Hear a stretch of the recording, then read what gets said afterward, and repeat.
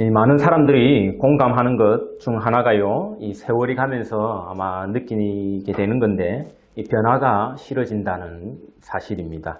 아무래도 그러니 이제 세월이 가면 갈수록 조금은 보수적이 되어 가고요, 또 심하게는 그 완고해지는 모습이 나타나기도 하지요. 저도 마찬가지인 것 같아 이런 생각이 듭니다. 불과 한 10년 전만 이렇게 생각해 보더라도 늘 어디 좀 새로운 곳을 가보고 싶어 했던 것 같아요. 이사 다니면서 옮겨 다니는 것 참 좋아했고요. 낯선 곳에 가고 또 삶의 변화를 주는 것 좋아했습니다. 이제 뭐 그런 게 싫어진다라고 말할 수는 없는데요. 사실 좀 이제 꺼려집니다. 예, 좀 귀찮기도 하고요. 예전에는 뭐 어디 이사 간다 하면은 아쉬움도 있죠. 뭐 이제 정 붙고 이러니까 좀 아쉬움도 있고 한데, 그 아쉬움보다 사실 새로 찾아올 그런 설렘이 더 컸는데요. 뭐 이번에 가는 동네는 어떨까? 뭐 어떤 사람들을 새롭게 만나게 될까? 근데 이제는 싫어진 건 아닌데 귀찮아졌습니다. 예, 뭔가 좀 귀찮아요. 가끔씩 아마 여러분 이런 말 많이 쓸 겁니다. 그죠? 우리 집이 제일 편하다. 예. 우리 집 제일 편하다. 저도 그렇고 아마 뭐 여러분들 한 번씩은 다 써봤을 말인 것 같아 이런 생각을 해봅니다. 여행을 가서요, 좋은 호텔에서 자고 오고, 아니면 우리 집보다 훨씬 더 근사한 집에 초청을 받아 갔다 왔을 때 그런 말을 사용하곤 하지요. 그래도 우리 집이 제일 편하다. 그 말은 무슨 뜻입니까? 우리 집 소파가 제일 편하다는 뜻입니까? 안 그럼 내가 자는 내 침대가 제일 편하다는 뜻이에요? 아니지요. 분명히 내가 놀러 갔던 그 특급 호텔의 침대가 훨씬 편안했을 거라고요. 여러분 뭐 침대 매트리스 우리가 뭐 그 몇 년에 한 번씩 쉽게 갈 수 있습니까? 사실 그 매트리스라는 게 그 몇 년에 한 번씩 갈아줘야 되는 건데, 아무리 좋은 거라도 그 뭐 더 좋을 수가 없지요. 뭐 집에 있는 건 아무래도 뭐 몇 년 쓰다 보면 뭐 이게 움푹움푹 꺼져 있고 이렇잖아요. 소파도 그렇고. 하지만 제 아무리 좋은 호텔이라도요, 우리 알거든요. 그 짐 싸야 한다는 거. 그 짐 싸야 되잖아요. 제가 신방 같은 집에 그 소파가 우리 집에 있는 소파보다 훨씬 좋고 편해요. 그래도 그거 알잖아요. 그 집에서 나는 짐 싸야 된다는 거. 때 되면 나와야지요. 부모님 댁에 있는 소파 그 아무리 편해도요, 내가 거기 머물 수 없다는 건 압니다. 하지만 우리 집은 반면 어떻습니까? 뭐 매트리스나 침대, 뭐 그죠, 뭐 소파 이런 거 뭐 몇 년씩 써가지고 뭐 부근부근 푹푹 꺼져 있고 이렇게 해도요, 뭐 꺼지면 꺼진 대로 살지. 우리 압니다. 그 위에서 자고 이렇게 해도요, 편안하거든요. 마음이 편안하잖아요. 늦잠도 마음껏 잘 수 있고, 짐 안 빼도 되고. 짐 뺄 생각하고 짐 짊어지고 다닐 생각하면 그 피곤합니다. 물론 이제 젊은 시절에는 그런 것 약간 주는 환상이 있습니다. 그러니 배낭여행 이런 거 하지요. 맞아요. 머리 꼭대기까지 막 배낭 싸가지고 그거 막 짊어지고 이곳저곳 다닙니다. 근데 저만 해도요, 지금 어디 가면은 짐 풀 생각 먼저 합니다. 어디 가면은 막 그때처럼 배낭 싸들고 한 개라도 더 보자 해가지고 이렇게 메고 다니지 않고요, 어디 이제 짐부터 풀자 이 생각 먼저 합니다. 일단 숙소 체크인부터 해가지고 커피 한잔 하고. 우리가 이 변화를 싫어하는 까닭이 무엇입니까? 짐 내려놓고 싶거든요. 왜 풀어놓고 싶다고요. 막 바리바리 짐 싸서 다니는 그 피곤해요. 생각만 해도. 뭐 젊었을 때나 그 재미로 했지. 그러니 사람이 변하는 것 그 참 힘들다라고 합니다. 심지어 근본적인 변화는 불가능하다라고 하지요. 예컨대 예수를 모르다가 예수를 알게 되고 믿게 되는 이런 변화. 뭐 전문적인 용어는 개종이라고 하지 않습니까? 컨버전. 예수를 안 믿는 사람인데 믿는 일 이런 거 가능합니까? 사실 그 불가능해요. 불가능하니까 예수님 불가능한 단어로 표현을 합니다. 거듭난다라고 하죠. 다시 태어나야 한다. 예수님이 무슨 말입니까? 너가 아무리 애써봐야 안 된다라는 겁니다. 사람의 힘으로 불가능하다라는 거예요. 사람 성격 변하는 것도 힘든데 예수를 믿게 되는 일요, 불가능하다라는 겁니다. 다시 태어나야 된다. 믿음이라는 것, 그 변하는 것, 받아들이는 것 쉽지 않습니다. 그죠? 가능하다라고 말하는 게 오히려 거짓말이에요. 하나님 외에 하실 수 있는 일이 아닙니다. 믿음 차치해요. 지금 좀 어려운 문제니까. 작은 변화라도 한다고 우리가 생각해 봅시다. 맵고 짜고, 입에 달달하니 그 자극적인 음식들 좋아하지요. 뭐, 저도 좋아해요. 그럼 뭐 안 좋아하는 사람 있습니까? 건강에 안 좋다는 거 우리 알잖아요. 안다고 그거 고쳐져요? 안 고쳐집니다. 저도 뭐 개인적으로 고쳐야 될 습관들이 여러 개 있습니다. 제가 뭐 지금 적으라고 하면 줄줄줄 적지요. 저의 안 좋은 습관들, 고쳤으면 하는 습관들. 잘 안 돼요. 그런 작은 개인의 변화도요, 사실 수긍이 잘 안 가고요, 잘 안 됩니다. 하지만 때때로 변화를 주는데 성공한 사람들의 모습을 우리는 봅니다. 예컨대 큰 병에 걸리니까. 맵고 짜게 먹던 분이요, 그렇게 건강할 때는 그거 못 고치더니 암투병 시작하니까 성공하더라고요. 쳐다도 안 봐요. 완전히 싱겁게. 뭐 저 같은 사람이 손대면 이거 뱉을 정도로 싱겁게 술, 담배 쳐다도 안 보고 그렇게 변하더라는 겁니다. 사람이 평생 길들여진 식습관, 이거 하나 고치려고 해도요, 큰 일이 필요합니다. 커다란 계기가 필요하더라고요. 코로나 시국도 마찬가지 아니겠습니까? 원래 변하기 힘들어 보였던 일들이 참으로 많이 변한 것을 우리는 이미 체감하며 살아갑니다. 예전에 그 손 씻으라는 잔소리 참 많이 했지요, 그죠? 며칠 전에 이제 햄버거를 만들어가지고 딱 갖다 내놓으니까, 아내하고 동시에 손 씻으러 가시지 하면서 착 가더라고요. 예. 참 이런 건 많이 변했다 싶더라고요. 안 그래도 집에만 있었는데, 그렇게까지 손 안 씻어도 될 것 같은데, 하도 이게 이제 버릇이 되다 보니까. 교회도 마찬가지겠지요. 우리 그렇게 오랫동안 배워오지 않았습니까? 교회는 건물이 아니고 사람이고 믿는 자들의 모임. 잘 안 와닿았습니다. 이제 앞으로 우리 적어도 한 4주간은요, 그 예배 준비하는 분들 외에는 온라인으로 집에서 하셔야 됩니다.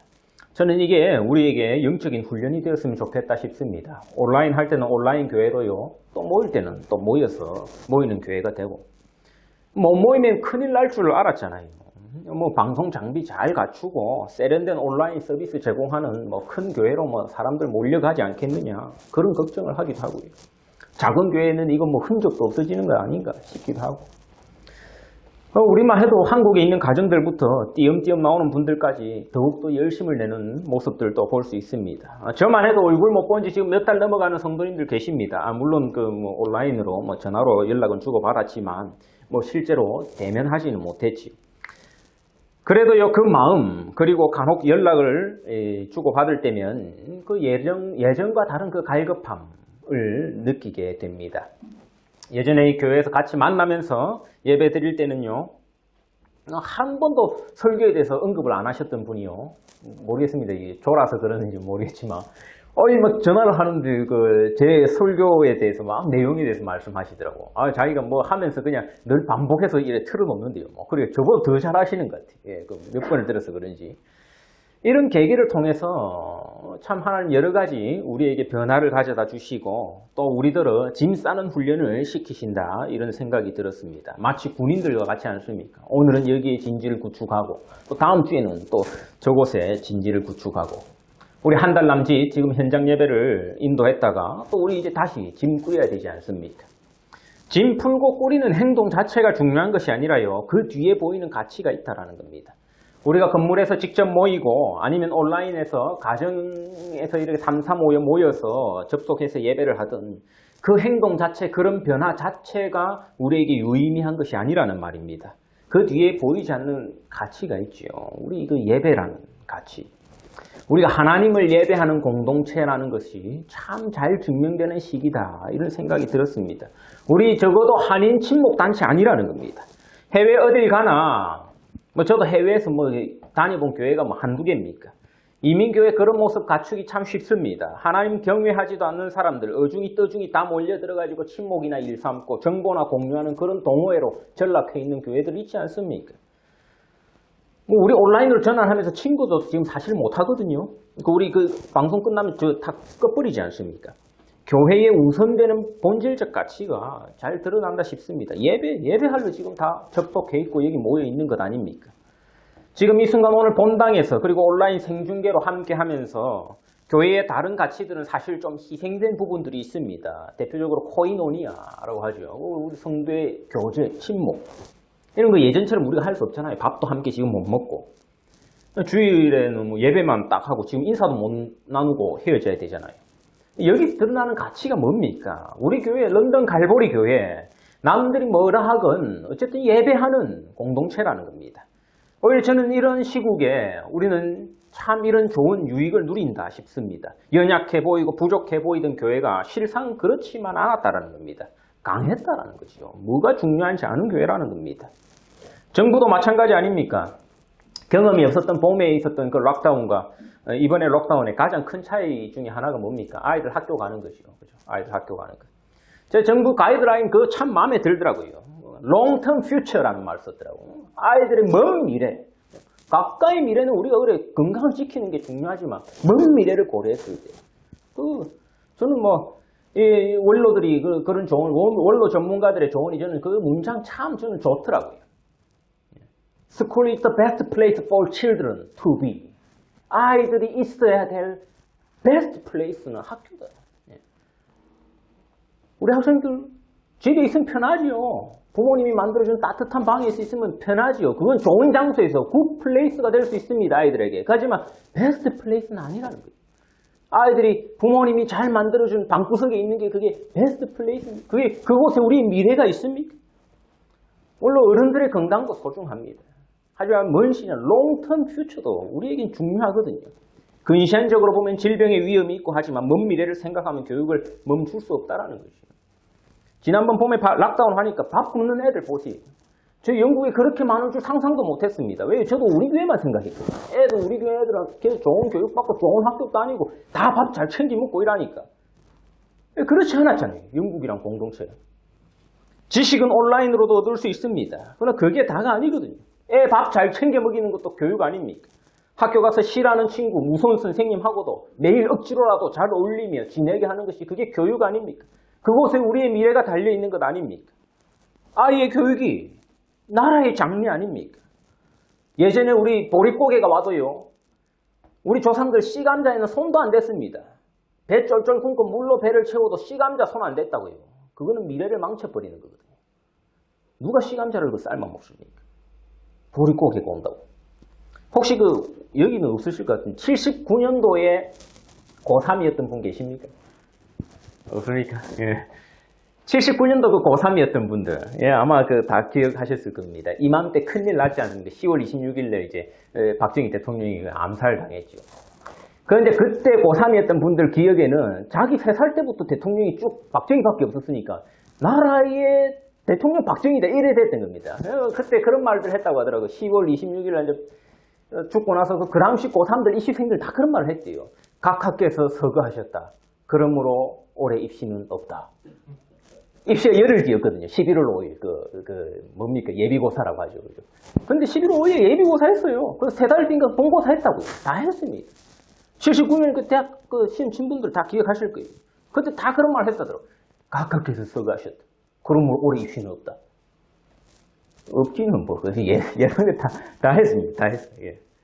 마찬가지지요. 우리 여기 또 학생들도 같이 예배 드리면은 잘 들으셔야 될 겁니다. 그죠? 우리 코로나로 인해서 그러므로 올해 입시는 없다 아닙니다. 그죠? 예, GCSE와 A레벨 3주 정도 미뤄졌을 뿐이지 계획대로 진행됩니다. 총리와 교육부에서는 학생들에게 3주 덜 준비할 기회다 이렇게 표현하면서 줬습니다. 그러므로 우리 학생들은요. 코로나 때문에 올해 입시는 없다 이런 구실 찾지 말고요.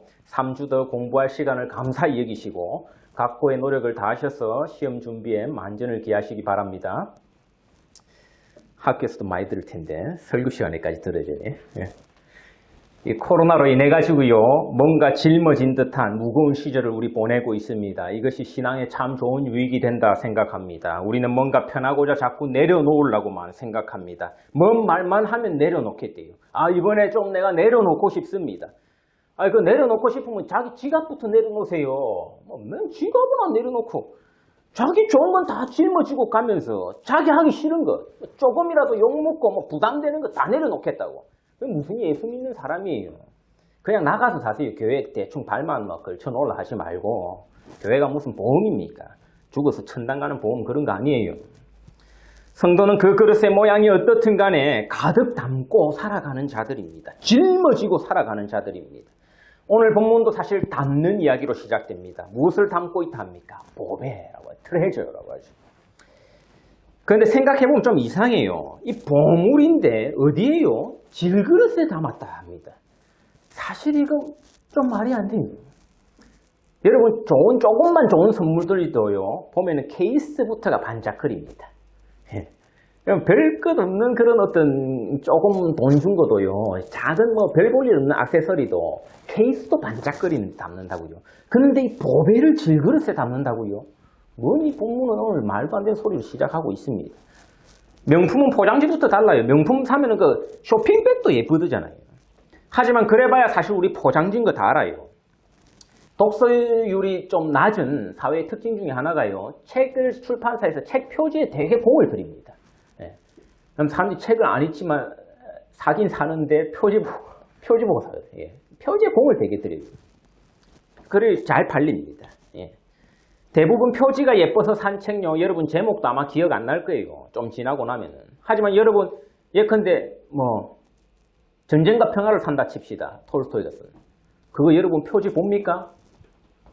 표지 안 봐요. 그 표지가 뭐가 중요합니까? 이미 내용이 보장해 주는 것 아닙니까? 출판사에서도 그런 책 표지 신경 쓰지 않아요. 누가 톨스토이, 도스토옙스키, 뭐 마르케스 이런 사람의 그 뭐 100년 동안의 고독 이런 거 내면서 표지 고민합니까? 내용이 이미 보장해 주는 것 아닙니까? 포장지는 앞만 화려해도 포장지입니다. 무엇을 담느냐가 그 가치를 결정하는 거예요. 질그릇이란 말은요. 뭘 보여주고 싶은 겁니까? 성도 자체는 아무것도 아니라는 거예요. 예. 아무 가치가 없는 거라는 거예요. 내가 갖춘 여러 가지 나의 것들, 내 외적 조건 그런 것들 아무것도 아니라는 겁니다. 나를 결정하는 것은요. 뭐요? 내가 담고 있는 것이 나를 결정한다는 겁니다. 그게 내 가치를 결정한다는 겁니다. 누가 선물을 주고 싶다고 불렀습니다. 그래서 고르래고요. 가방 2개 중에 하나를 고르라고 합니다. 하나 보니까 가방이 되게 작아요. 되게 작아갖고 이거 뭐 지갑 넣고 휴대폰 넣고 액세서리 몇 개 넣으면 꽉 차겠다 싶었는데 이 가방이 보니까 뭐 에르메 뭐 이런 가방이야. 예. 아시네요. 앞 단어만 이야기했는데. 예. 나머지 한 가방을 보니까 되게 커. 와, 크고 뭐 사람도 시체도 들어갈 것 같아. 예. 제가 넣어보진 않았는데 그 이민 가방, 예, 펼치면 3단도 되고 2단도 되고. 어떤 가방 가져갈랍니까? 당연히 이거 작지만 누가 가방을 사이즈로만 봅니까? 작지만 이 가방 선물로 한다면 이거 가져가지. 누가 가방을 뭐 크기만 하다고 그거 좋아요? 그 3만 원이면 사는데 그거 이민 가방. 두 번째 조건이 붙습니다. 그 가방에 자기가 원하는 만큼의 금화를 담아갈 수 있다는 겁니다. 여러분 고민도 안 하지요? 예, 그 순간 무슨 가방입니까? 이거 필요 없어요. 에르메스 뭐 할아버지가 와도 필요 없습니다. 이민 가방. 이민 가방에 금 쓸어 담아. 짱게 궁금해가지고 이 설교 준비하면서 금값 얼마인가 봤거든요. 이게 보니까 요만한 골드가 1kg짜리 그죠? 그게 보니까 한 5만 파운드 하더라고요. 우리나라 돈 한 8천만 원 아닙니까 그죠? 살 때 세금 10% 붙으면 뭐 한 8, 9천만 원 하는 셈이에요. 요만한 1kg짜리 그 하나가. 골드바죠, 골드바. 예. 그거 뭐 이민 가방에 쓰고 다닐 수 있으면 그 얼마나 그 행복하겠습니까? 제가 참 설교 준비하면서도 불손하지만 상상만으로도 행복하더라고. 와, 그걸 쓰다 담는다니. 예. 바울이요, 지금 이런 말 하는 이유가 있습니다. 우리 조건이 우리 삶의 가치를 결정하는 것 아니라는 거예요. 그 가방이 어떠냐, 가방이 에르메스냐요, 지금 이민 가방이냐, 이게 지금 결정하는 게 아니라는 겁니다. 어떤 사람 보면 분명히 이 명품 가방 같은 삶 같아요. 차도 좋은 차 끌고 다니고 좋은 집에 살고 막 학벌도 빠지지 않고 다 갖춘 것 같다고요. 바울이 말하는 건 지금 너 가방 보지 말라는 겁니다. 그 안에 뭐 이민 가방인데 안에 금괴가 가득 찼어. 이게 지금 그 요 조그만 거하고 비교가 돼요? 우리 조건으로 사람들에게 예수를 드러내는 것 아니라는 겁니다. 사실 따지고 보면 질그릇 아닌 사람 어디 있어요? 겉으로 깨지지 않고 반짝이는 금그릇 같이 보일지 모르지만요. 사실 우리 조금만 파고 들어가면 다 약하고 부서지기 쉬운 질그릇 같은 존재 아닙니까? 질그릇의 가치는 없습니다. 그 공짜로 줘도 안 반겨요. 요즘 뭐 그릇 뭐가 아쉽다고 그 반깁니까? 그 안에 담긴 것으로 가치가 판단되는 겁니다. 그리스도의 십자가가 우리 삶에 담기면요. 그것이 곧 우리 삶의 가치가 되는 겁니다. 당시 고린도 교회 안에 그런 주장들이 있었습니다. 겉으로 잘 나가고 세련된 사람들이 아무래도 하나님의 복음을 잘 가르치지 않겠느냐. 내가 아무래도 장사도 잘하고 사업도 번창하고 이 사회에서 직장 가갖고 높은 자리 좀 승진하고 이렇게 하면 뭔가 좀 전도도 또 잘할 수 있지 않겠느냐. 오늘날에도 그런 깊은 착각이 있습니다. 그런 전도에도 유익하지 않겠느냐. 내가 좀 있어 보이고 반짝거리고 이래요. 내가 말씀을 전하고 복음을 전할 때 사람들이 좀 더 잘 받아들이지 않겠느냐. 제가 뭐 멀리 있는 이야기 안 할게요. 제가 우리 교회에서 사역하는 동안만이라도요. 단 한 번도 그런 경우 못 봤습니다. 새로운 신자분이 와가지고 이 교회 다니는 성도님 보니까 너무 직장에서도 막 승진 잘 되고 이 아이들은 막 공부도 잘하고 좋은 학교도 다니고 취직도 잘하고 나도 그래서 그런 하나님 믿고 싶어서 우리 교회 왔습니다. 한 번도 못 봤습니다. 전도를 빙자한 자랑하고 다니지 마세요. 자기 자랑하고 싶으면 그냥 비싼 밥 한 끼 사주면서 당당하게 하세요. 자기 자랑하는 전도 그런 거 없습니다. 내가 성공해야 내 자식이 좀 더 잘 돼야 전도의 문이 열리지 않겠냐고요. 그냥 욕심내고 싶은 거지. 그거야말로 전도의 장애물이 될 때 맞습니다. 전도는 나의 죽음으로 하는 겁니다. 이게 오늘 본문의 핵심이라고요. 10절 우리가 항상 예수의 죽음을 몸에 짊어진다 합니다. 가끔이 아니에요. 항상입니다. 항상 짊어지는 것이 예수의 죽음이라 합니다. 신학자들은요, 이 구절을 바울의 사도직에 한정해서 해석하지 않습니다. 이를 성도들에게 보편적으로 해당되는 메시지로 봅니다. 그러니 바울 정도 되니까, 바울은 사도니까 예수의 죽음을 항상 짊어졌겠지라고 우리가 마음 편하게 넘어갈 수 있는 구절이 아니라는 겁니다. 우리가 신자라면 모두 예수의 죽음을 내려놓는 것이 아니라 항상 짊어지며 살아가야 한다라는 겁니다. 그만 좀 내려놓으시라는 겁니다. 예수의 죽음을 항상 짊어진다는 말은요. 신자가 이 땅에서 성공하고 출세한 증거로 전도하며 살아가라는 말이 아니에요. 오히려 고난 가운데서도 절망치 말고 수치를 당하는 중에서도 좌절치 말며 살아가라는 말입니다. 이 질그릇은 독특한 점이 있습니다. 그 부분이 8, 9절의 내용입니다. 우겨쌈을 당하여도 쌓이지 아니하며 이 말은 고통을 받더라 하더라도 그 고통에 사로잡히지 않는다는 말입니다. 답답함을 당하여도 낙심치 아니하며 이제 문자적으로 그대로 번역하면 잃어버리지만 완전히 잃지는 않는다 이런 말이거든요. 잃어버리지만 완전히 빈털터리는 안 된다 이런 말입니다. 혼란스럽지만 절망하지는 않는다라고 해석할 수 있습니다. 박해를 받아도 버림받지 아니한다. 핍박은 받을 겁니다. 하지만 결코 완전히 유기되지 않는다는 말이죠. 거꾸로 뜨림을 당하여도 망하지 아니한다. 거꾸로 질 수는 있겠지만 멸망하지는 않는다는 말입니다. 이 평범한 질그릇이 아니라는 거죠.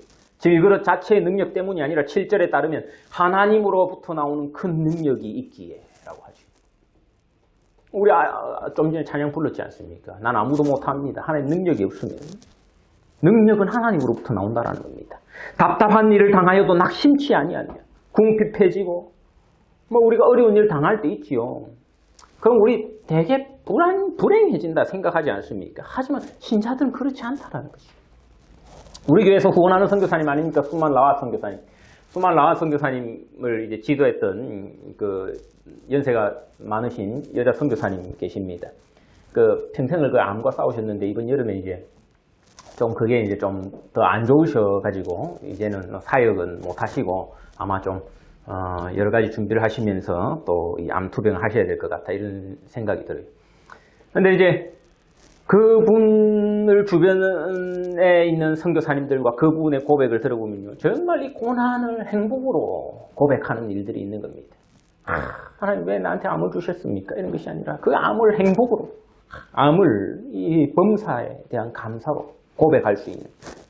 그리고 참 남이 봤을 때는 어떻게 보면 불행할 수도 있습니다. 이번에 이제 그래서 이 선교사님 또 예전에 이혼의 아픔을 겪으시고 이래서 이번에 또 재혼을 하셨는데 하시면서 그런 행복, 곧 죽을 수도 있는 그런 몸이지만 그 속에서 고난에 집중하는 것이 아니라 하나님 주신 감사의 제목들을 찾아가는 것. 이 신자의 놀라운 힘이라는 겁니다. 하나님 성도들에게 주시는 복은 바로 그 자체를 즐기고 감사하는 데 능력이 있는 겁니다. 사람들은 사실 그 자체를 즐기면서 감사하지 못해요. 대개는 비교하면서 감사합니다. 내가 가진 것 자체를 즐기지 못합니다. 그러니까요. 제가 봤을 때 괜찮아요. 크게 묵고 사는데 지장이 없어요. 근데 자기는 불행한 겁니다. 왜요? 자기는 빌라 살거든요. 옆에 사람 아파트 사는데. 빌라는 값 안 오르잖아요. 아파트 값이 오르지. 저 사람 소형차 타는데 나는 대형차 타서 감사하다라는 겁니다. 아니, 그 자체에서 행복을 못 찾는 사회인 겁니다. 그러니까 항상 그런 행복은 소멸하지요. 그런 행복은 사실 유통기한이 우유보다도 더 짧습니다. 항상 그렇게 사람들이 보면 목마르고 갈급해요. 늘 불안하고요. 늘 불만이고.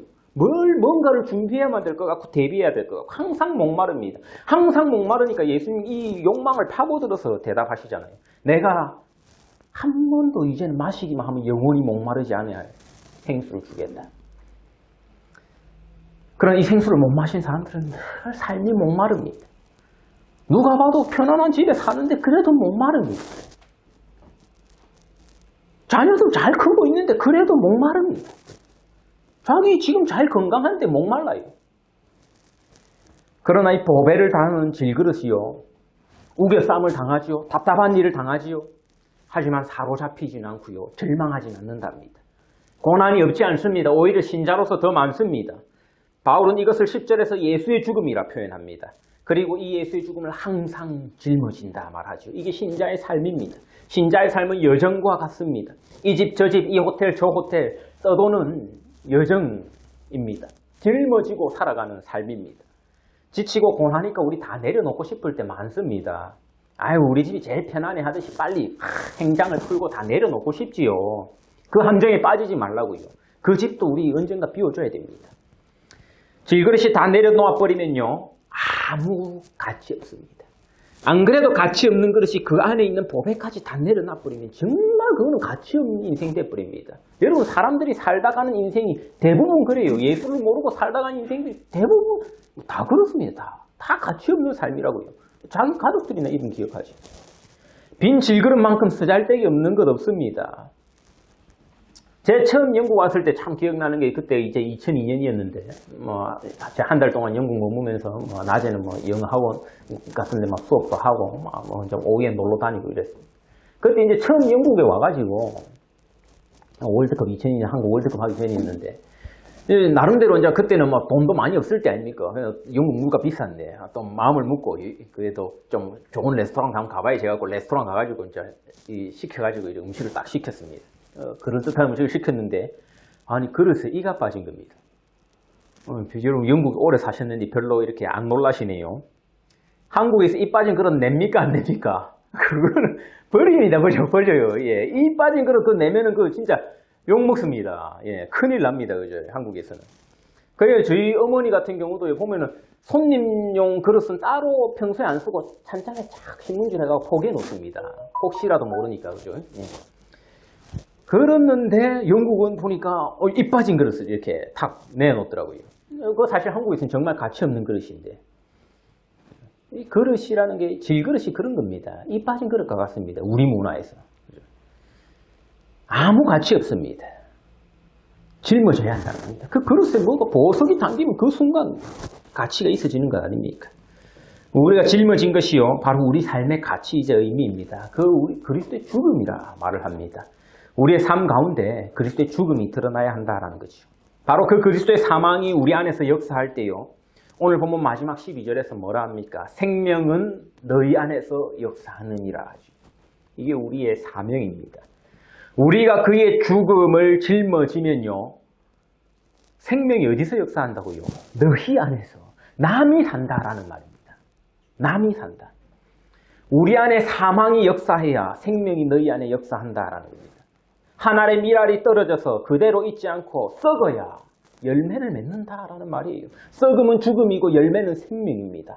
생명 맺는 삶을 살아가고 싶습니까? 죽음을 짊어져야 한다라는 겁니다. 피곤함도 감내해야 한다라는 겁니다. 여러분 속한 여러 곳에서 부지런히 섬기십시오. 그리스도의 죽음을 짊어짐으로써 남들보다 피곤하게 살아간다 할지라도 결코 망하게 되는 일은 없을 겁니다. 때로는 박해도 받아야 합니다. 박해를 받는다 하더라도 아버지께 버림받지는 않을 것입니다. 그리스도의 죽음을 짊어지고 살아간다면 답답한 일 당할 겁니다. 사업과 직장일로 답답한 일 당하고요. 경제적으로 답답한 일 마주치고요. 그러나 결코 낙심하지는 않을 겁니다. 우리보다 권세 있고 부유한 자들도 낙심하며 살아나가는데 자기를 부인하고 보배를 짊어지고 답답한 일을 당한 성도들은 결코 낙심치 않을 것입니다. 입버릇처럼요. 내려놓자 하는 그런 텅 빈 질그릇들만 가득한 교회가 아니라 보배 중에 보배, 예수의 죽음을 항상 짊어진 질그릇된 성도들이 가득한 교회 되기를 간절히 축원합니다.